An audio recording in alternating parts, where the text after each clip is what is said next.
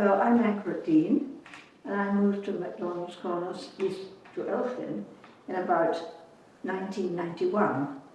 And we bought an old farm, which we renovated, and we had a wonderful time with sheep, chickens and ducks and all those sorts of things. And as time went on, the township changed, and our township, which was 3 little townships, was joined by 5 other townships in the area, and we became the Labyrinth Highlands.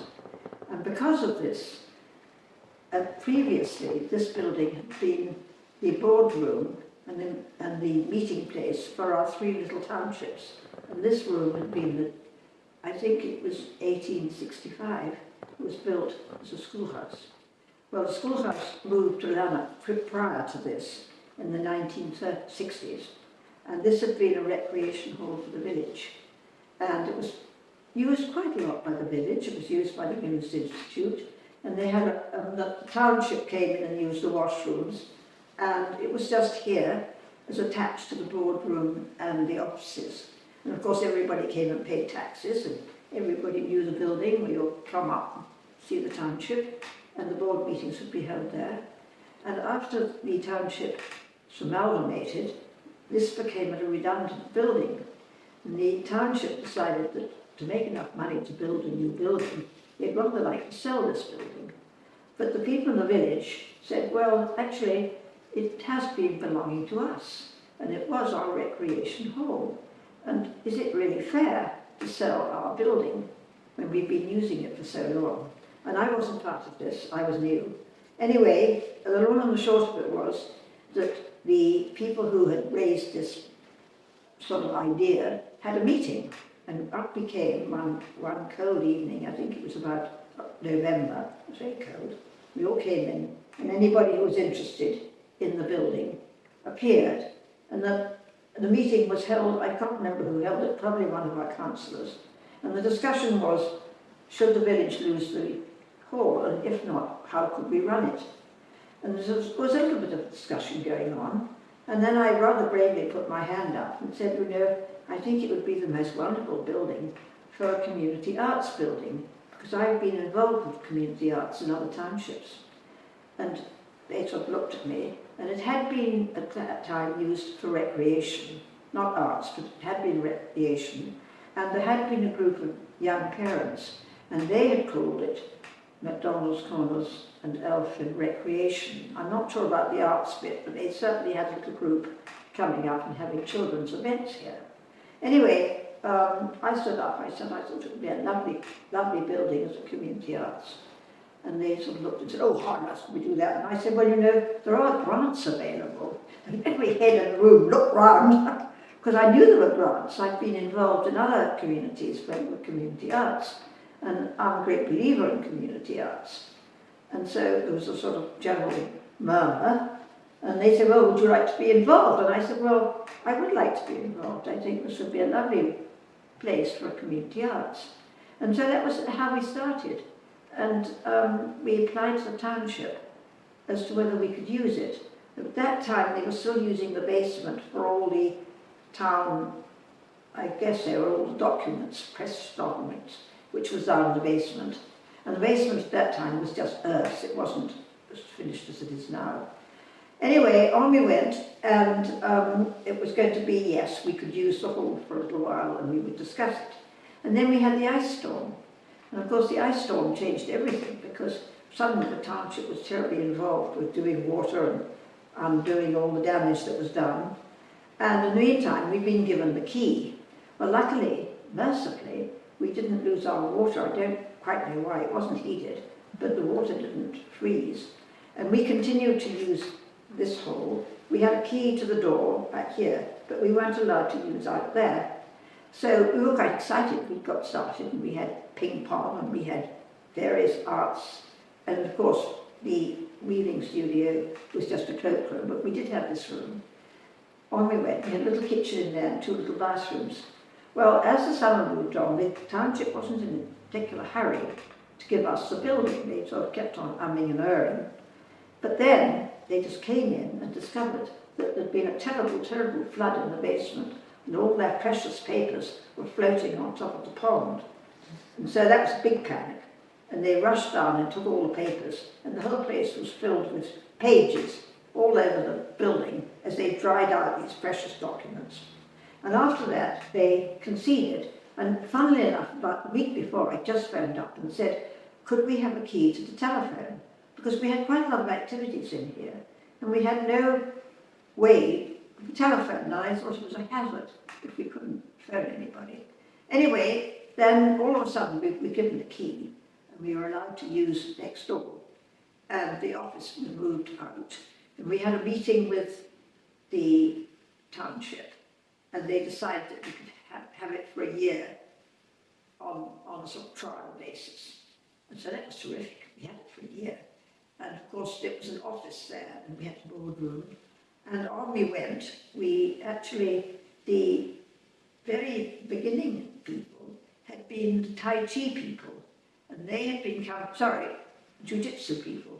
And they had been using the hall on Saturdays to do Jiu-Jitsu. And they'd been very organised. They wanted to get mats to cover up all the floor. And the only way they could get mats, which are very expensive, is to become an incorporated group. And they'd incorporated themselves. And that was marvellous. We were already incorporated, not for profit tax, which of course we assumed. And they continued to use this. And they had all these beautiful blue mats that could cover the whole floor. There were a few hazards. We couldn't use it on a Saturday, couldn't use the walls. But anyway, that was good. And we started, and we applied to Trillium, and I had various experiences getting money for people. And we applied to Trillium. We got $20,000 to convert the building into a kitchen, and you convert, make it more suitable. So that was wonderful. And I remember it was so exciting coming up, and everybody came and helped. And Chuck Kozo, who still lives here, took it on as he was the manager, and he organised everybody. I think he had recently moved to the area and didn't have a job. Anyway, he was really organised, and there was an amazing mural in the front there, and it was sort of seen like Jasper Lake or something. Anyway, I remember coming up, I'd been away, and everybody was here tearing all this thing, and all the ceiling in there had icicles on it. It was that part had been built, obviously when it was fashionable, to have icicles hanging off the ceiling. And there were all these icicles, people were going around with sticks, banging them off. And then Mary Vandenhoff was wonderful. She's very organised soul. She ordered us an IKEA kitchen, and it all came in packets. And on we went. Chuck was wonderful. He went down and played about on the downstairs. But we also, instead of having two bathrooms in here, we made one bathroom here, and we made the other bathroom go through on the other side, because it was awkward if you were having a meeting and you didn't want to. We needed two separate washrooms, basically. So we got that, and we had a new kitchen, and off we went.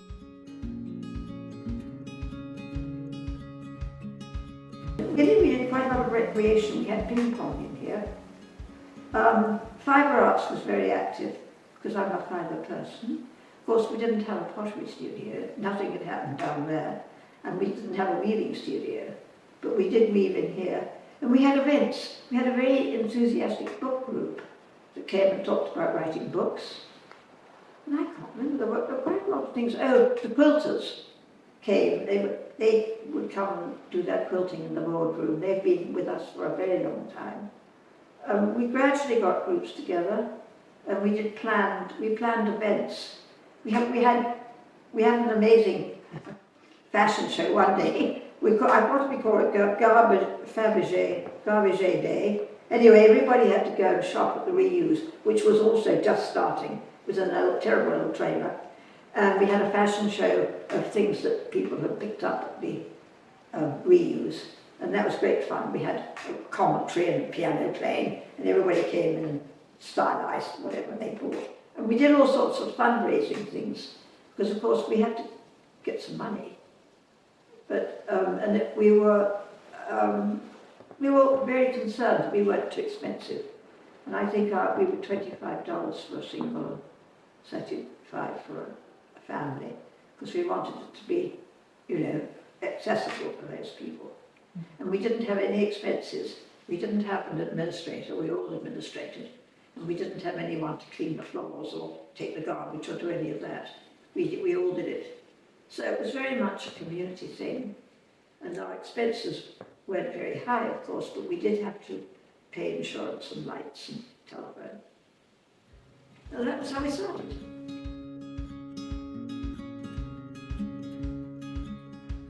We come from somewhere where we were very active with the Ontario Arts Council. I knew that there were grants available for community arts, because I was also a member of Community Arts Ontario, which was a big help, of course. And I thought we should have a festival. And it was quite funny. Actually, prior to that, I was in Perth, and we were talking about, there was a grant for the, what do we call it when we became the year 20,000? What something centennial? When we came, the government had grants. So I thought, I was talking to a friend about something, and she said, you can? We're talking about labyrinths. And she said, I've got a friend who's got a living willow labyrinth. I said, really? That'd be fun. And so we applied for the fund. I think we got $2,000. And luckily, I'd already got a big willow collection at my house. And so that was when we planted the willow labyrinth, which was huge. I mean, talk about starting big. I think each path was 4 feet, so we wanted to be able to get a wheelchair around it. But it was very big, and we had to do a lot of preparation out here. Anyway, we prepared it. We did it with permaculture. We did it all with sheets of newspaper and manure. Something else we put in too. Anyway, I remember the newspapers. They all rolled away. We got rid of the grass because we wanted to plant it, and the permaculture killed the grass. And in the spring, I remember we invited the grade 8 students from Maple Grove School to come and plant the willows. We'd already had sort of planted up and got it ready, and we knew we were going. And it was actually exactly a year ago. It was the 1st of April, I think. And the bus brought all these grade 8 students. They were all terribly high. It was a wonderful sunny day, and it was spring. They all rushed out, and they were going to plant. We had 700 cuttings to put in. And so after a little while, I thought, I forgot to tell them which way up to put the cuttings. The cuttings had to grow with the buds going up. So we had to go and look at them all and make sure that all the little buds were going up. They hadn't planted them upside down. Anyway, it was very lucky because we didn't root them ahead of time. I cut them at home. They were rather like asparagus, they looked. We put them all in the fridge here, got the bags out.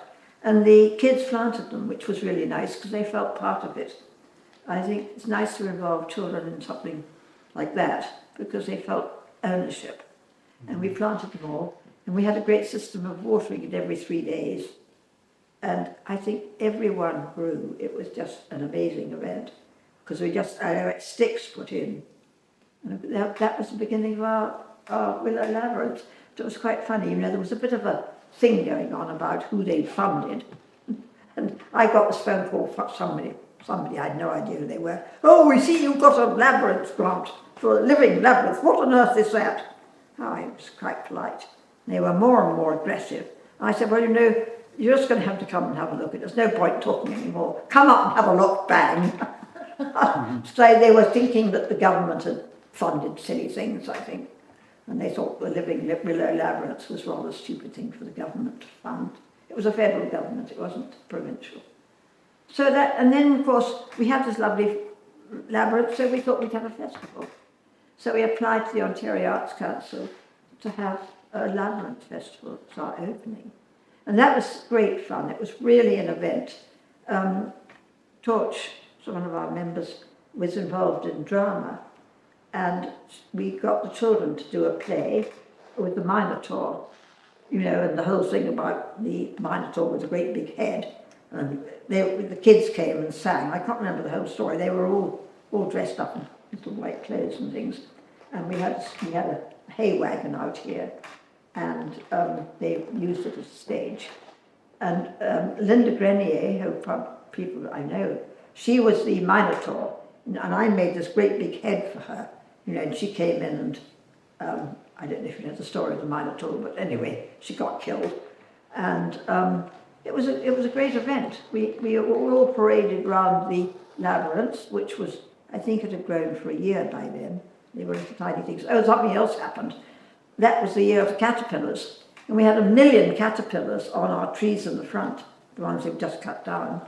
And the day before the Labyrinth festival, we discovered all the caterpillars were crawling along the wall of the schoolhouse and eating the labyrinths. And that was the day before the festival. We got the hoses out.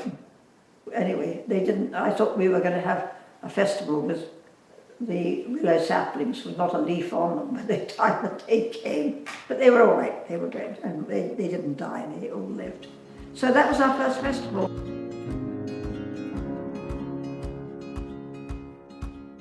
And then we got all carried away. We had 2 more festivals, which was very energetic. And that was, the last one was when we did the lanterns with the candles. And there again, I'd been to England to a workshop in York, and I'd met this girl, and I'd never seen these beautiful lanterns made with willow. And I realized she was actually, an expert. She was also, we used the willow that you make from willow for baskets. You use the willow to make the lanterns. And she was a very good basket maker. So I met her, and I said, would you ever think of coming to Canada? And we got a Canada Council grant for that, which was a big thing that time. And she came from England and stayed. Actually, she stayed with me. And the Wooden Energy, which is the little shop that used to be over there, was empty, which was very useful. We could store the willows lanterns in there. And we had, I don't know how many people came, but we must have had about 40 to 45 lanterns in our parade. And that was part of the festival. But of course the problem was it was the middle of June, or it's the end of June, and of course it doesn't get dark till about 10 o'clock. Anyway, we had I think we had a potluck supper or something, and waited for darkness to fall. And then of course we had all our lanterns. It was a wonderful parade. It was really a wonderful parade with about 45 lanterns walking down the street. We went down around church with our lanterns in the dark. We went from sort of the light into the complete darkness around the church, and we walked back up, and our lanterns were all... Anyway, it was a lovely parade, and that was, I don't know how many years ago now, but it was a very long time ago. And so that was all sort of the beginning, really.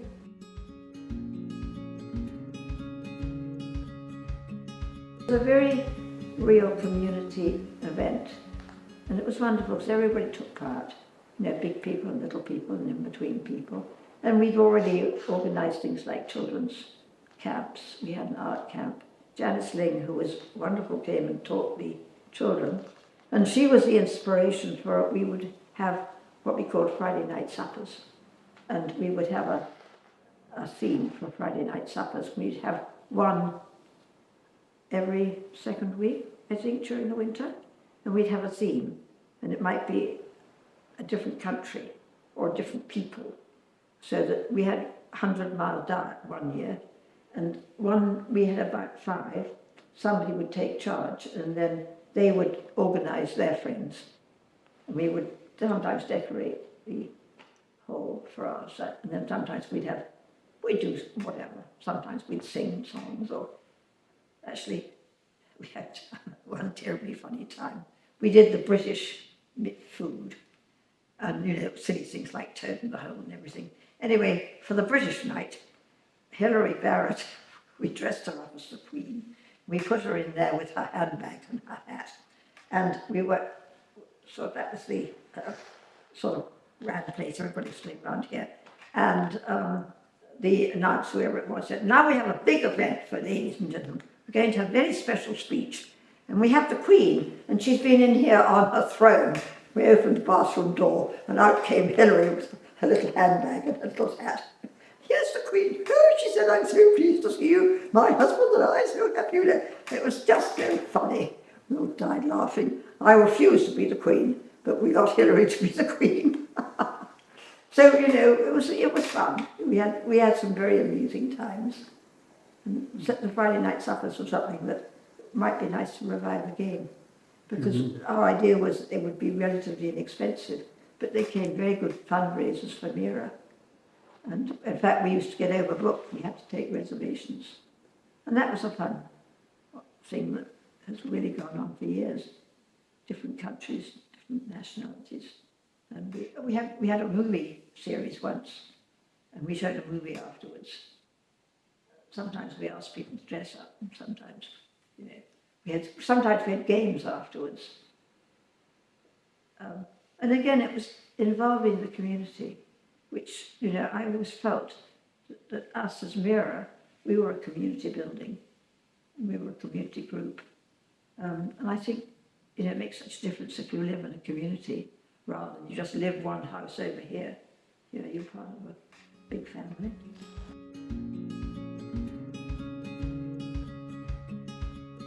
When we'd been 20 years, we invited the people who'd been the chairman over the last 20 years to come for a dinner. And maybe we asked the people who'd be on the board, I can't remember, maybe the board people as well, or quite a lot of us. But one of them was Chuck Dozo's son, who was called Kevin, and he was 2 when we started, so he was 22 when he came 20 years later, maybe 23. And he was really sweet. He said, it was such a big thing growing up, and he was only a child.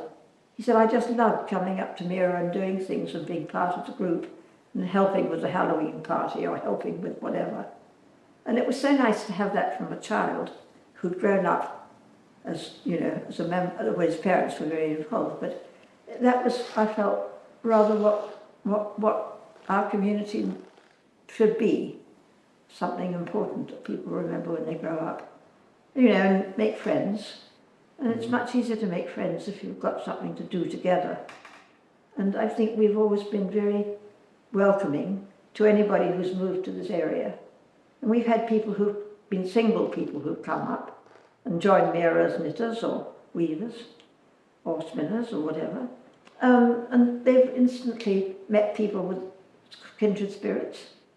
And I think when you move to a new area, particularly if you're single, it's nice to have somewhere you can go and meet people and have coffee. We also actually were very lucky. We got a grant from Trillium. This was a cloakroom out here, very cold, and their boys and girls had one side and the other. And it was a very ugly entrance hall. And of course the basement was just an earth floor. And I suggested that we would have a heritage weaving and heritage pottery, and it could perhaps become something that we could become specialised at. And we got a very nice grant from Trillium, and they paid us, and we managed to insulate our little, well, we didn't actually do a very good job because it needs new windows. We gave it a new floor, and we turned the workshop, the entrance hall into a weaving workshop, which was nice. And we had a huge job in the basement to turn it into a pottery studio. And we now have got a very active pottery group, and that's really nice. I was always sorry they didn't make us have another entrance. But I don't know why they didn't. Anyway, they didn't. But it's nice, and we've got a lovely furnace, and the old room where they kept all their secrets and they're locked up, of course, was perfect for a kiln room. Was fireproof, so it was obviously meant to be a kiln room. Anyway, that pottery studio and the weaving studio gave us a lot of opportunity to become good at particular crafts, and get people to come and participate. And our weaving and our pottery, it has gone on. The heritage part rather got lost by the wayside, but we're still very active. And I think that was a big part of bringing MERA up into the sort of higher, not that I denigrate crafts, but there are some crafts that can have high standards, more professional sort of approach. And I think it's nice to aim at that professional level. And now look at our weavers, they're doing wonderful things, and so are the pottery people. So that was very satisfying, I think, that we managed to we managed to have our studios. Without the studios, it would never have happened. You know, you can't have a pottery studio on the Earth's floor with no heating. So on we go, on we go. But we've been, it's been a long time now, long time. Mm-hmm. And it's lovely to feel that we're still alive and well. And I think nowadays, even more, we need community. I'm a great believer in people living in an area where people help each other and know each other and share fun together. Mm-hmm. And I've always felt that this is what MERA should be. Mm-hmm. Welcome people and give everybody the opportunity to come and think of something new to do. Mm-hmm. Come and teach something or learn something or show people what to do. And I still believe that that's the way we should live. Particularly, I think, in a rural area where we don't have transportation and we are a little bit out in the cold in the winter. It's nice to have someone just to drive along the road and go and weave or come to a party or something, rather than have to go into towns. We have our own little community.